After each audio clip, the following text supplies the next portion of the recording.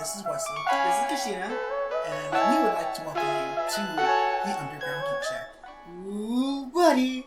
Us using that new title, oh my gosh, it's just so epic. I'm so happy that this is like our new, I guess, technically our new official opening. Not official opening. In the works. In the works.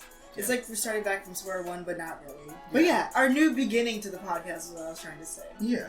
Oh, it's so exciting. I know, right? I know, it's so cool. But yes. Okay. Hey, did you want to know something? What, Wesley? What's it called? Damn. Friday night. I was working late on a case, but it wasn't making any sense. That's when she walked in. Hi! Is this not the Anime and Manga Club? No, the Anime and Manga Club's 2 doors down. This is the Detective Club. Oh, okay. Bye! And that's when she left. Exit stage left. Oh my god, I love that skit. Oh, alright then. So, not a lot of you might know this unless you've been watching the. Well, there was the Nintendo Direct that was. Yeah, if you was watching like the Nintendo Direct things, then you might know a little bit more about this game. Mm-hmm. Today we're going to be talking about Famicom Detective Club, or specifically the re-release that was done on the Switch. Yeah, because Famicom Detective: The Missing Heir was released back in 1988, and Famicom Detective: The Girl Who Stands Behind was released in 1989. Yeah. And the thing about this, so let me tell y'all what's really funny. I thought there was more games to this series than these two, but I soon learned that the way this game was released, it was released different dates. Like, okay, so The Missing Heir was released on multiple discs. 2 floppy disks. Two floppy disks. And they were released at different dates. And when you got all of them, it was called like Volume 1 and stuff like that. Yeah. Like, it's so interesting to learn how games were released back then. It's really interesting, but the reason why we're going to be talking about this today is because me and Wesley has sort of like a history with games that are similar to Famicom Detective and what came from this whole genre to begin with, because this was sort of like the start of a different genre. Yeah, that I find really interesting. Oh yeah. This was the start of the point and click adventure games. Yes, and after we get done talking about like the Famicom Detective Club, I'll tell you the first ever point and click adventure game that I really got into as a kid. But before that, let's get back to the Famicom Detective Club. So, when I first heard about this, I was actually like really excited, and I bought the game the second day it came out because I thought, so fun story, I thought they said, oh, it comes out in June. So I was like, okay, yeah, I'm going to save up some money and wait until June comes out. Yeah. No, it came out during May. Yeah. And it came out when I wasn't expecting it. I literally remember coming home from work, going onto my Switch, and I was like, huh. So I was about to play Persona 5 Strikers. I was like getting ready to sit down, relax, play it. Yeah. And you know how when you turn on your Switch, you get the startup screen, but you also get the 3 news on the side. On it, it said, Famicom Detective Club, released yesterday, until it said the date, and I was like, it released? And so I immediately went to the Nintendo eShop and bought it right then and there. No thoughts, there was no second thoughts, there was nothing stopping me. As soon as it said, it released, I said, yo! See, the way how I learned about it, because like it was still in the middle of me doing my summer class, and so I would be just taking notes for my summer class and have like YouTube pulled up on the side, so I'd have something to keep me entertained while I'm taking notes. And I hear Famicom Detective Club, and I'm like, okay, this is like an interesting game. And then they're like, it releases later this month, and I was like, okay, cool. I probably have to wait a little bit, and then I'm just like, yeah, I'm almost done with this class. And then you told me a little bit about it. And I was like, oh, that's interesting. And then once my class was over, I was like, go straight to the Switch. Get that boy. So I just haven't played it yet because, like I said, I was too busy with my summer class. And I was like, I really want to play this game, but I couldn't. So I've actually played like the first hour of it. I've watched people play it. And I've seen reviews about it. Oh, yeah. So I know about it. I know about the plot, kind of. Not like what happens, but the generalized plot of the first game, at least, which is the missing heir. So before that, I did mention that when the game was first announced in like Nintendo Direct of 2020. Yeah. When it was first announced, I remember being somewhat stoked. Like, what was your first thoughts about it when you first heard of it being announced? When I first heard of it being announced, I was like, what in the world is Detective Famicom? I've never heard of this game before. And then they were like, oh, you get to do this whole detective work. And I'm a sucker for anime games. I will say that now. Let's say, if it's like a visual novel style game, you're like, oh yeah, I'm down to clown with that. The only exception was Doki Doki Literature Club. But oh well. We all make mistakes, Wesley. Me including one of those mistakes. I remember watching the Direct. Like, when the Direct first came out, it was an hour after it was released that I went down and I actually watched it, because I can't just sit and wait for things to happen. If there's a game that's like, they're showing like, oh, it's this game, and I'm like, I don't care about it, I'll skip through it. I'm like, nope, skip. So throughout that Nintendo Direct, there's some watching, some skipping, but for some reason when this thing came out, when the announcement was played, I remember watching it, rewinding it, and then watching it again to make sure I saw what I saw, because I like visual novels as well, and this was a visual novel styled game, and I was like, oh yeah, this is pretty cool. I'm gonna put it on my save list, because it was like, it's releasing 2 games at once. I was like, well, I'm guessing I'm putting both on my wish list. See, like, because when they said, oh, it's releasing 2 games at once, part of me was like, oh, it's probably gonna release the first game and then wait a couple months to release the second game. That's how I thought it was gonna be. Nope, did a bundle deal. I wasn't expecting that either. Yeah. I was so happy. I was like, because at first I was like, dang, it's $35 each game, and they're like, nope, there's a bundle deal. And I was like, yes. And I remember you were like, yeah, you might go with the bundle. I was like, sold! Take my money! So, my thoughts on the actual game itself. It looks gorgeous. It's very gorgeous. The like simple animation. Oh, I love it. So what I've seen of gameplay from other people, mind you, it's just the no commentary walkthroughs that I've seen. But the one thing I like is I like the backgrounds. Yes. And like, even if you just have 2 people interacting with each other, like, as the main focus, but then when you look at the background, whether you're in like a cafe or you're at the school or something, like, and you have like a waitress walking past, going to a different table, or like if you're at the school and you have somebody walking out of the lockers, and I'm like, yo, that's cool. So you want to know what that style of like interaction kind of reminds me of? I don't know if you've like paid close attention to Persona 5 backgrounds, where they'll have like silhouettes of people. Yeah. It's almost like that. Of course I would know about this. Yeah, I know. Remember the first time I was like, yo, that was Ryuji. So that was Ryuji walking by. So it reminds me of that when like the character is talking to another person in a hallway, but you'll see like 2 students walk down the hallway or something like that. Yeah. Nothing really incredible happens, but just those simple interactions make the environment feel more alive. And that's something you don't really see all that common in visual novels, especially the visual novels that I'm more used to and stuff like that, where it's a static background, and then sometimes the sprite will jump up and down. Like the sprite would jump up and down, or if it's I'm trying to think of. I know if it's a very important scene and it's like a different angle of the same background, but this time it's the actual character doing something. You know what I mean? Yeah. I would say, for instance, the Yuri death scene, where it's the scene still in the classroom, but she's laying on the ground dead and stuff like that. And you're just there for days on end, and I'm just like, not able to leave? Why can't I leave? Let me get out of here. You're like, what's happening, my dude?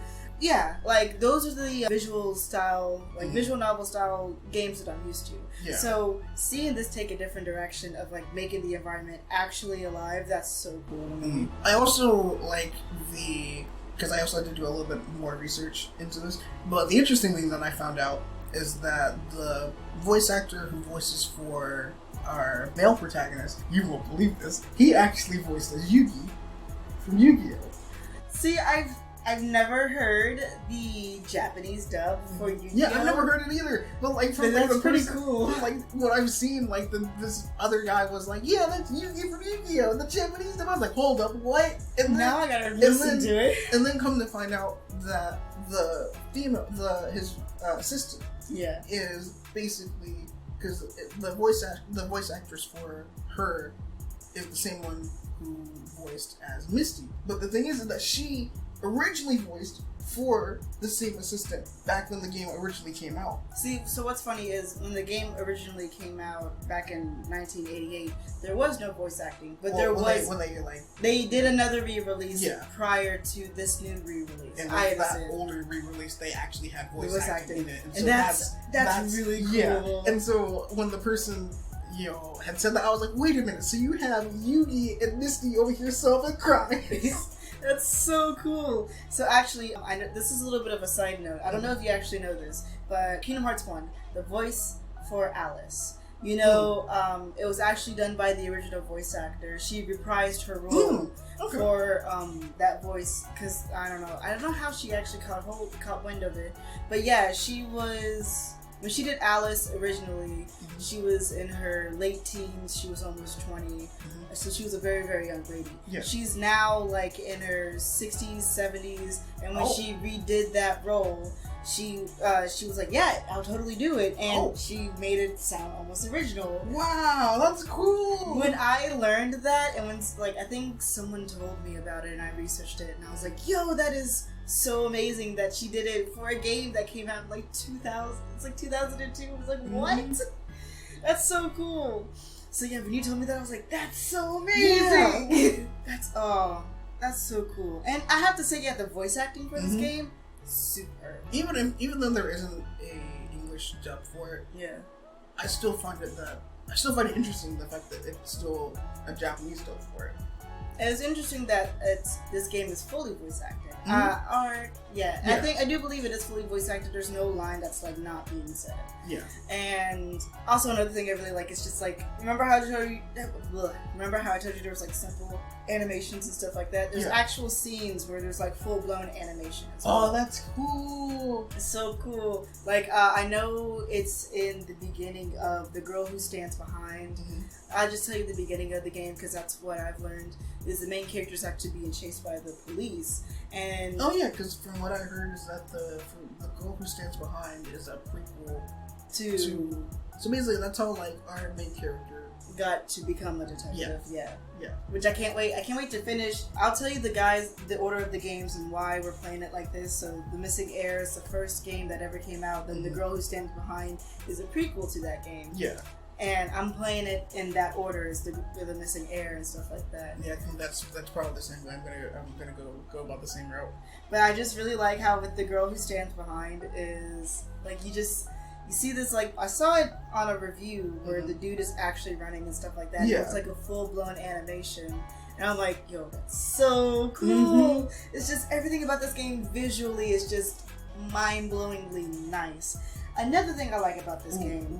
Oh wait, The music. The music's pretty simple, and I really like that. You have the arrangement, which is more fitting for the new release of Famicom Detective. Yeah. But then you also have the original version of it, but I guess kind of 8-bit. Yeah, it's 8-bit. We have that, and then they also have the Super Famicom Detective that released for that system too. Yeah. And I'm like, yo, you got 3 different versions of the music. It's so cool. It's like, yes. Just when they came into this, it's really interesting that Nintendo actually decided to re-release this game. It's because like they had to dig into that vault. Yeah, they had to deep into that vault because this was a game literally, from what I know, nobody asked for. Like, because I think the creator of Metroid actually started out with helping out with this game, along with, I think it was also the creator of A Legend of Zelda, I'm pretty sure, and somebody else. And what's also really interesting is that this original game, I think even the re-release of this game, it really didn't hit the States. Like, a few people here in the States know about it because back when the emulation scene really started hitting off, and people were looking for games to learn to emulate on a computer, there was also the hacking scene, not the hacking scene, but we've learned that there are some games that were released in Japan that never made it to the States, and people were like, well, I wonder what those games are like. So they would take it, translate it, do fan translations of it, and then re-release it here. So I think up till this point, we only had fan translations of this game and no official release of this game. So to reintroduce it to the newer Japanese audience, as well as introducing it to the American audience, it's a really nice fit. Because as I'm gonna soon tell you, this game became like the grandfather of a lot of other games that me and you know about. Yeah. And I'll mention those here in a little bit. But I want to talk about the gameplay a little bit real quickly. I like how simple this game is. It's literally just dialogue. Yeah. It's very with a little bit of looking around here. Yeah, a little bit of looking around here and there. It has like light point and click elements, except okay, so you know how like in some point and click adventure games you're trying to figure out what combination of items you need. Yeah. That's similar to the conversational system in the way that you're trying to figure out, okay, what order of words do I need to say, or what do I need to do or say in order to get a certain response or to progress the story. Like there are some points, especially in the missing air, that's why some people are like, the missing air, it's a little bit meh sometimes because what you're trying to, you know how to progress, but you're trying to figure out how to progress. Yeah. Okay. It's really interesting, and that's why some people are like, you should play the girl who stands behind first, and I'm like, no, play it in the way that it was intended to, because the mechanics actually do change between games from what I heard. Yeah, that's what I've heard too. I feel like that would be a little bit weird if I was to start with the girl who stands behind and then got too familiar with that mechanic, and then switching over to the other one, missing air. You'd be slightly put off from playing it. Yeah.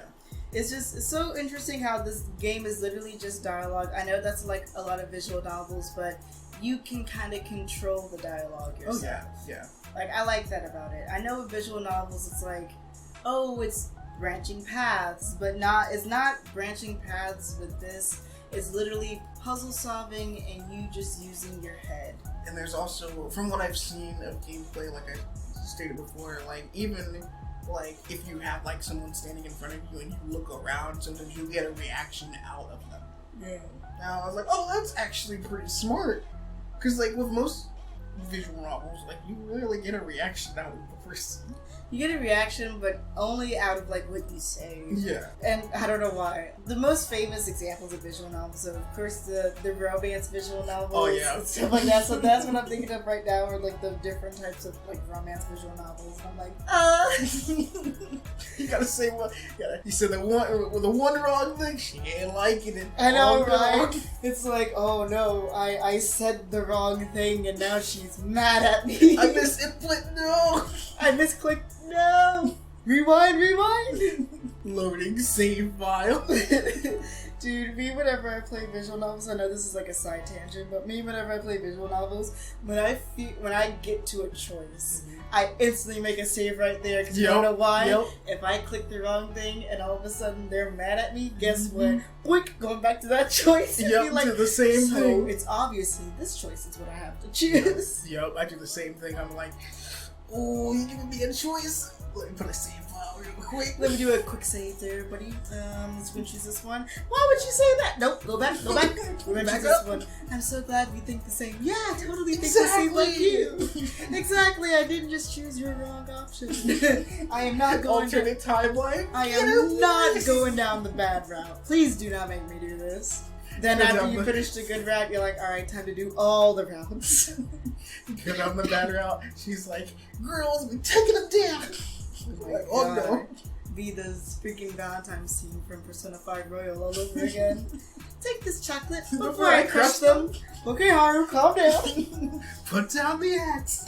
Put down the axe, please. So yeah, playing this game, I can see how it grandfathered some of these games that I'm finna mention. You know one of them, but let me talk about this one first, because this is the one that I really grew up on when it first came out on the DS. Actually, I didn't get it when it first came out, but I grew up with it with the DS into the 3DS. The Professor Layton series. Oh yeah, you love that one. Yes, it is my favorite. So this game really did grandfather this in the fact that you're solving a grand mystery.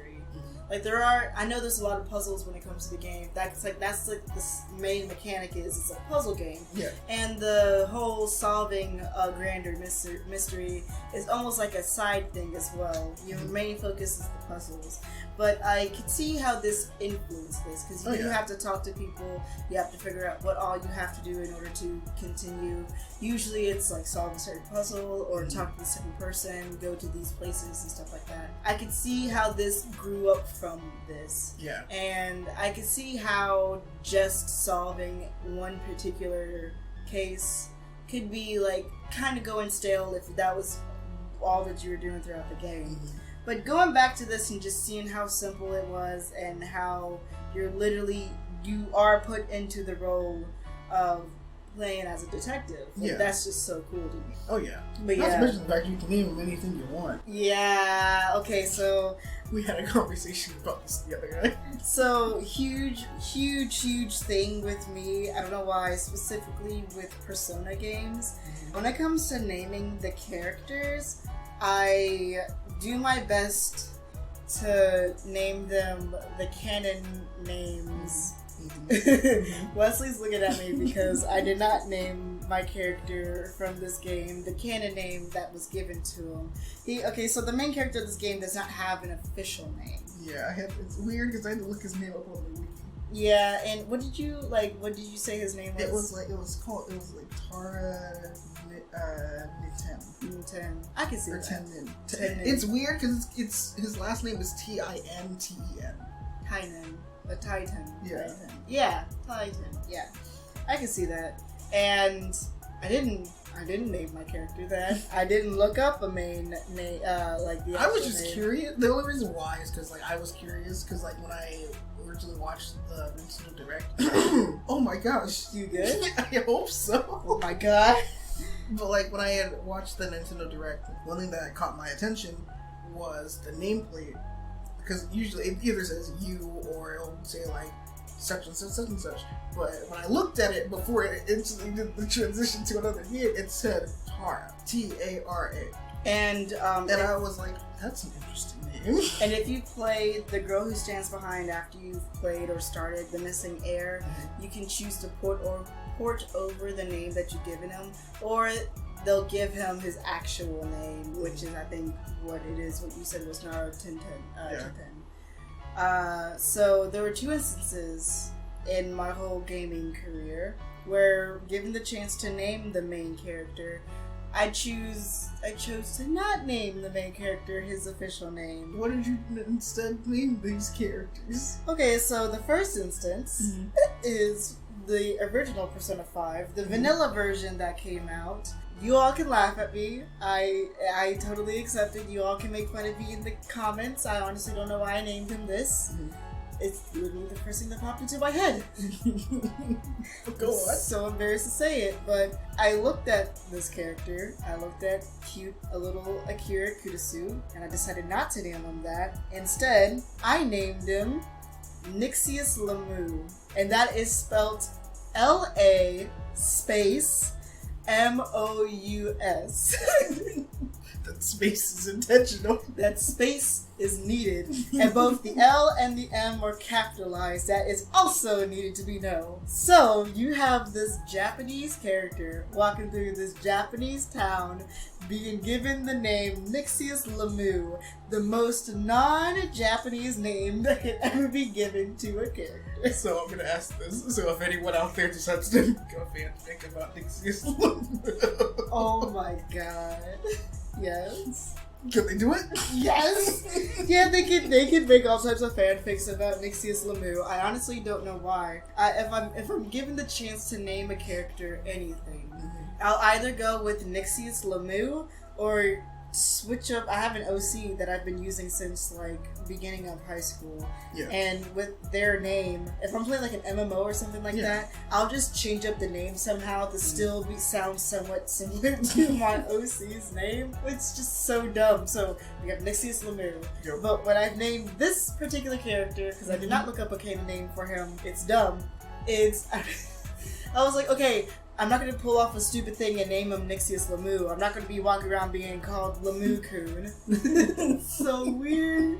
It's just my first playthrough of Persona 5. Yeah, this guy, and then all you see is Lamu-kun. And I'm like, oh yeah, that's right. It'd be so weird. At least it wasn't voice acted. Oh my god. Just think about it. They honestly would be calling him Mouse. That would be his name. The name I given this character was Ryuchi, and that's Chi. That's spelled Ryuchii. Why'd you add an extra I? Because I wanted to enunciate the chi. So I told myself, I thought you were just gonna put the CHI. How chi is usually spelled. You went extra. I said chi. I don't know why. In all honesty, I told myself, yeah, I'm gonna give him a more Japanese sounding name. Ryuchi. This was shortly after I told you. I came off the heels of playing Persona 5 Strikers a little bit. I was dealing with Ryuji. Yep. So I was like, yeah. It sounds like you just took Ryuji and just tweaked it. Yeah, it's Ryuchi. Or I think, no, actually his name might actually be Ryushi. But I do remember I have an extra I at the end. See a Shishigami? He's a Shigami. Sorry, I went into Death Note a little bit. No, you're all good. But yeah, no, I did. Yeah, that was the dumb thing that I did was I thought I was thinking of Ryuji and I was like Ryushi. But yeah, no, that's the story of how I usually name my characters. Either it's something dumb like Nixius Lamu. See, if it's like, for me, like if it's like a male character, sometimes if I have no clue what their actual name is, I just name them Wes. You name him Wes? Because I was like, I want him to Because that's what I do. I want him to fit the environment somehow. Sorry, I'm reminded of Yunarikini. The worst mistake I ever made. But like, okay, so slight tangent. So Kushina and I went and got Persona Q2, and so we both got to the point where the Persona 4 game meets the Persona 5 game. Yeah. And so you have the option of naming the MC for Persona 4. Yeah. But it doesn't give you enough space to actually put their full name, so I had to take out a couple of letters. Oh my god. And so instead of Yuna Akami, it was Yuna Akimi. Yuna Akimi. I don't know why, but that made you laugh so much. Because it's so cute. Makoto Aristo. I said Aristo. You said Aristo. I said he's not Hispanic. Sorry, enough with the side tangents. Back to Famicom Detective Club. Aristo shall live forever. Aristo. I'm sorry. Back to Famicom Detective. Famicom Detective Club. Thank you. My brain is not working. What's it? Another game that came from this. Oh, Ace Attorney. Yep, that's what I was gonna mention next. But seeing as how I'm still in the middle of playing through it, but you've actually seen a playthrough of it, how about you talk about this one, buddy? It's weird because I have not touched Ace Attorney in I haven't touched Ace Attorney at all. I've only seen gameplay of it, and I've seen gameplay of it from Johnny Awesome and then from other people too. Because I gotta view my options. Yeah, and it's weird because now I just go into it just for the lore, or if Johnny Awesome's playing it, and then I'm sitting there and I'm like, okay, and I'm like, when it goes down to the what was it? It's like you go to the cross examination, and I'm analyzing every little bit of text, and I'm like, oh no, press him on that, press him on. Okay, so actually I have played one Ace Attorney game completely through, and that was the Ace Attorney and Persona. No. The Ace Attorney and Professor Layton crossover. Yeah. That's the only Ace Attorney game I played, but let me tell you, man, every time I had a chance to press him, press him. Because that's what you need to do. Because if you don't press him, you ain't gonna get any of that initial dialogue, or you're not gonna get that extra data, dude. Yeah. I love it. Because I hate. Let me tell you the one thing that gives me so much anxiety when you've made so many mistakes and you're down to like 2 more chances, and you're like, I want to make a mistake again, right? And so you press them, and then you go through the whole cross-examination, and you're like, which evidence do I use to counteract this thing? And you're just thinking so hard. You're like, is it this one? Is it that one? So what I end up doing, because I'm so scared, is I'll go through the dialogue 5 times. And I'm like, what am I supposed to do? I'm down to 2 chances. The judge is already giving me shady looks right now. My reputation's on the line, man. Mr. Right, what you think you're doing? I imagine if it was like real life, if like the judge is like, dude, you asked him the same question like 5 times. I'm like, I'm trying to figure out what to do, man.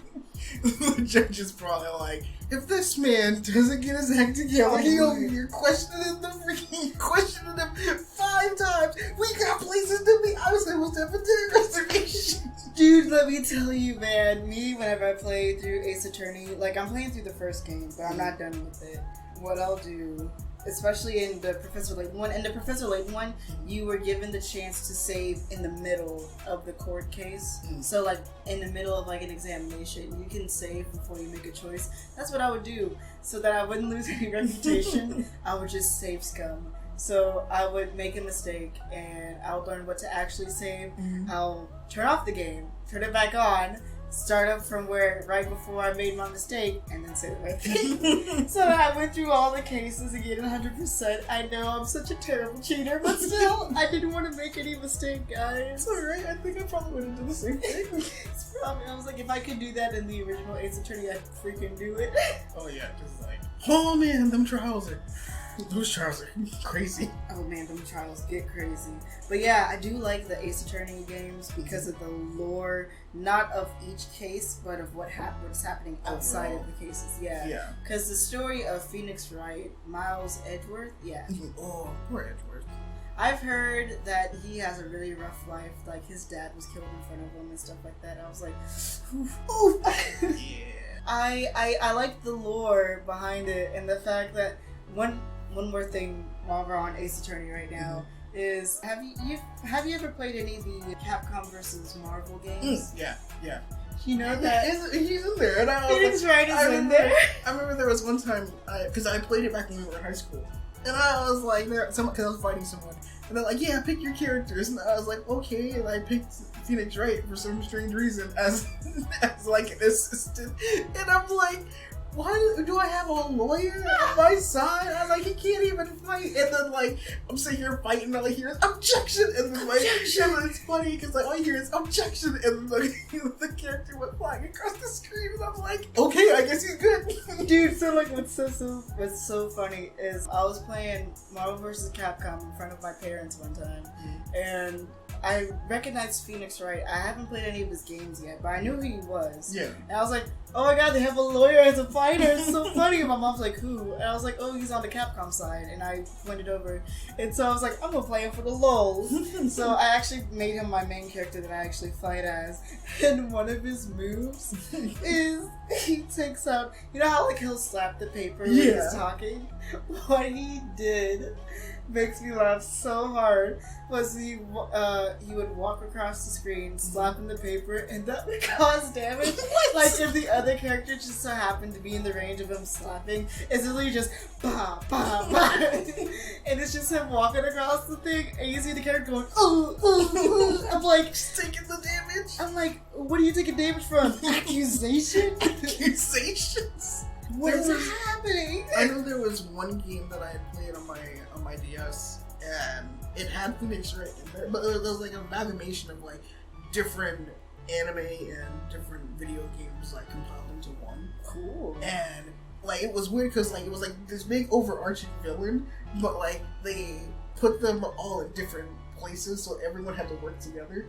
And so you just see Phoenix and Maya, and they're just like, "Where the heck are we? We're gonna be late to court." And I was like, "Wait a minute, you're Phoenix Wright." And then Maya's like, "Phoenix, we gotta go. The courtroom is like right in front of us." And I'm like, "Okay, cool." So then I try to get into court. I get stopped by 2 guards, and I'm like, "Do you not realize who I am? I am Phoenix Wright." And then apparently I had to fight the guards, and I'm like, "Are you serious?" And they wouldn't let me switch to any other person because I had like some people who had swords, and I was like, "Oh, I can take you out with these swords." And they were like, "No, you have to use the person who's suitable for this." And I was like, "Okay, who's suitable for this?" Phoenix Wright shows up, and I'm like, "Are you serious? I have to use a lawyer." And I'm just like, "Okay, what do I got?" And then out of nowhere, Maya came running out with a freaking suitcase and just backhanded one of those. My I'm like, God. what is this? That is epic, dude. All of the freaking, like, side games that Speedy Joy has been in make him look epic. Bro, what? Maya comes out. Maya! And it's funny because Maya's just like, bah, Phoenix, let's get out of here. And I'm like, what are you, a thief? You just committed murder. You killed the man. Oh my god. She's like, we'll talk about this later. Run. And I'm like, are you serious? You just killed a man in front of me. I am a lawyer. And then everyone else is like, well, we can't really argue with it. Let's just get out of here. And I'm like, are you serious? Nobody's going to question this. You're like, no. And then you see the judge in the background. And he's just like, shuffling papers. And I'm like, what? Dude. I'm like, Judge, did you not see this? And the judge is like, I saw nothing. Get out of here. Get out of here. And I'm like, okay, Judge, I got you next time. We hold these down. Oh my god. I like how we just went up on an Ace Attorney tangent. We should do an episode on Ace Attorney. Probably. One day. Another game. We've mentioned this before, that this game obviously kickstarted visual novels in a way. To the visual novels that we know today. The one that this gives me heavy vibes on, or the game that reminds me so much of this, is Danganronpa. Oh yeah. I haven't finished Danganronpa. I've had Danganronpa 1 for the longest time. I haven't finished it, but I finished the first trial. And I could see how this also grew from Famicom Detective. Because it is you collecting data, you are trying to solve a mystery, and you basically play as a detective yourself. Yeah. And you're trying to learn the truth and figure out the truth through dialogue. Yeah. That's what Danganronpa is making accusations and seeing people's reactions to try to figure out, alright, well, this is what happened. Yeah. So I could see how this came to be. Now, I don't know if you've ever played this before, but this is a game from my childhood. Mm-hmm. I think it was made by the same people who did like all those learning adventure games, like Reader Rabbit and stuff like that. So, you know Putt Putt, right? The purple car, Putt Putt? Yeah. I haven't played any of those games, but I played a game that came out before Putt Putt. Mm-hmm. It's called Spy Fox. Why does this sound so familiar? I think if I was to pull up a picture of him, you might know him. But I've played Spy Fox in dry cereal, and it's literally a fox that's supposed to impersonate James Bond and stuff like that. The internet's a little bit slow in here. You can hold my phone while it's trying to load. But no, so Spy Fox is literally a point-and-click adventure game for kids, and it's just so epic. Oh! Yeah. Yeah! I remember this. Great, now you're taking me back. Dude, that's what I'm telling you. Like, Famicom Detective Club remind me so much of Spy Fox, except it's not like the cool, suave. He doesn't speak with his British accent, but like, you know, he has all like the gadgets and the James Bond feeling. Almost reminded me of like, what was it? It was like Go-Go Gadget. Inspector Gadget. Why yeah, Inspector Gadget. Go Gadget, go. Sorry. But yes, definitely. It reminds you of like, you know, Inspector Gadget and stuff like that. Of all the items you have to use, you try to figure out which combination of stuff you have to use in order for things to progress. This is what this game reminds me so much of, and I'm like, as soon as I started playing I guess the game just pops into my head. You remember Where's Carmen Sandiego? Oh yeah, where in the world is Carmen Sandiego? Yeah, yeah. Because like in that game, like at first I never knew it was a TV show. Oh yeah, same. But like because I grew up with the game, you know, the computer game. Yeah. And with that, you basically have to choose different dialogue options to progress the game. Yeah. I don't know why I had to put that in air quotes. In the game. In the game.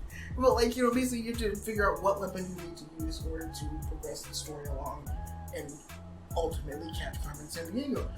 I never actually got that far because every time she would be in my grasp and then she's like, I'm out. Yo. I love it. It's so glad to see where all these games came from. Because imagine if Famicom Detective Club did not come out. Oh. Then we wouldn't have Professor Layton, an amazing series. Wouldn't have Ace Attorney, another amazing series. Visual novels probably wouldn't be what it is today. Yeah. and we wouldn't have Spy Fox and Carmen Sandiego. Yep. It's just interesting to see where roots take place because, albeit, I watched some gameplay of the original game, and I'll tell you, it's clunky. Oh yeah. It's a lot of menus. You get you don't get lost, but you'll get lost in the menus. I got lost in the menus just seeing like B-roll footage of it, and I'm like, how are you supposed to navigate this stuff? Especially for it also to only be in Japanese too. Yeah. Like, oh boy. Like it just gets so confusing, and just actually like the whole game is literally just dialogue between people, and you're like, it's just you're an actual detective. It's just so cool. Yeah. I love it. I like this game. I'm gonna have to definitely take the time to actually finish it. Because from what I've heard, each game take the time to start it. each game only takes about 8 hours to finish, so it's not a long game. Yeah, that's what I've seen on YouTube. Like somebody posted the entire game, and it was 8 hours worth, and I was like, oh, okay. Yeah, it's a fairly short game.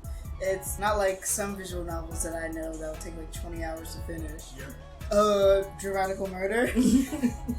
But no, it's so cool. And yes, it's very simple. There's no multiple endings and stuff like that. If you mess up with the dialogue thing, literally the only thing that will happen is the character will be like, I don't know what you're talking about, and then you're given another chance to ask a different question. So it's very simple. Yeah, seems simple enough. Yes. We should totally play it after this. Oh yeah.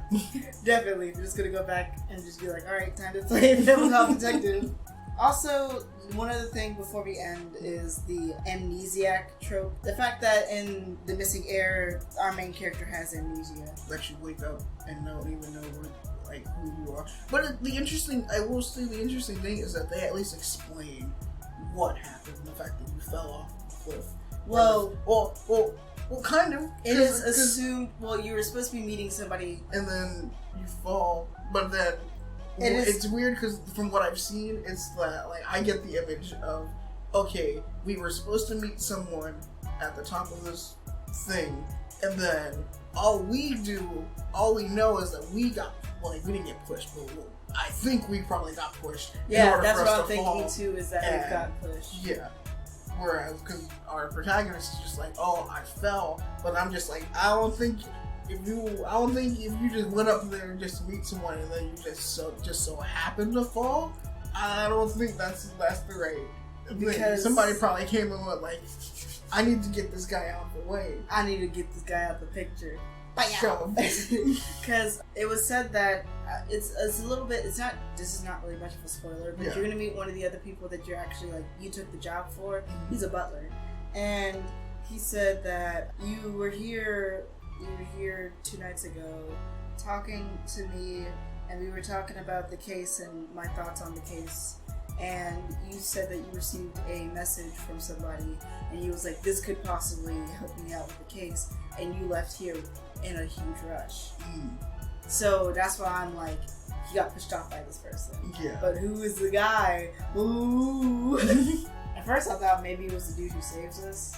I don't think so. I don't think so either. The dude seems pretty chill. When you go to play the game, you're gonna see how chill this dude is. Yeah. It kind of give you slight creep vibes because he's a dude that lives by himself, but I don't know. I wanna know your thoughts on him. I want to be actually see me go through it. Okay. Yeah. Thank you guys for listening to us ramble on about Famicom Detective Club. And our slight tangents. When it comes to Professor Layton, Ace Attorney, and all the other weird things that we talked about. Oh yeah, naming conventions when it comes to freaking naming MCs and video games. Excuse Lamoo. Excuse Lamoo is gonna be forever stuck in my head. Oh man. I like it. Well, I hope you guys have enjoyed. Thank you all for joining us, and we hope that you enjoyed your visit here at the Underground Geek Shack.